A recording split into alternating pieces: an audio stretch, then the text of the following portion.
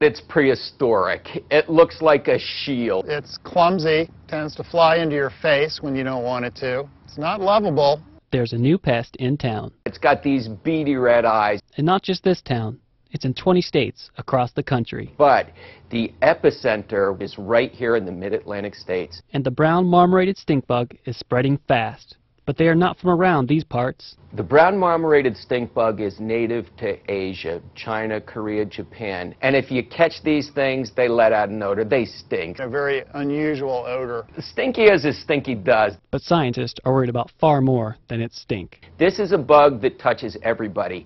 If this thing sucked human blood, there would be $1 bazillion right now to figure out how to smack this guy down. Because this pest population is exploding. This brown marmorated stink bug is what I call the perfect pest. Originally, we thought it was just going to be a nuisance, but guess what? It's coming into everybody's house. And now homeowners and growers alike have a common foe. We've seen some very significant damage from this invasive pest on some fruit and vegetable crops in particular. The fruit growers just got crushed this year. The damage was enormous on things like apples and peaches and apricots and pears. And to preserve these crops, this year, growers used far more pesticides than normal. There have been growers that have had to put on more than 20 pesticide applications just to produce a crop that they could sell, and in some cases, even that failed. If it behaves as expected, it's only going to get worse.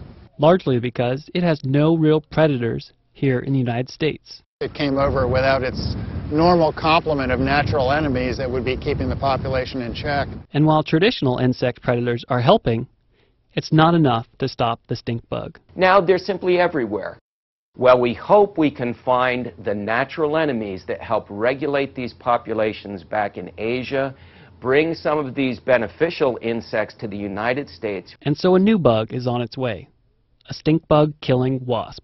Because of the dangers of introducing another exotic species, scientists from the USDA are studying this tiny killer at this advanced quarantine facility in Delaware. We often don't know very much about them, and basically they're guilty until proven innocent. This new hunter will have to earn its citizenship. The parasite that our lab collected in Asia is a little tiny wasp, very tiny, smaller than the head of the pin, that basically stings and lays its eggs inside of a brown marmorated stink bug egg. So instead of stink bugs hatching from these eggs, out comes more wasps. And this is what they look like after that process. But scientists need to be cautious.